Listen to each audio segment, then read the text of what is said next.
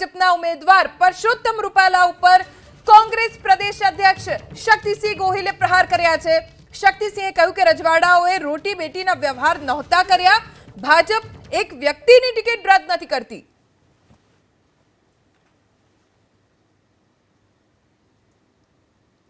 અહંકારમાં રહેલી ભારતીય જનતા પાર્ટી એ વ્યક્તિ કે જેણે આ દેશની મા બેટીઓનું અપમાન કર્યું છે એની ટિકિટ પણ રદ કરતા નથી અને જીદે ભરાય અને બહેનો દીકરીઓ માટે થઈને કોઈ અવાજ ઉઠાવે તો એમ કે અવાજ ઉઠાવનારની આબરૂ પાડો।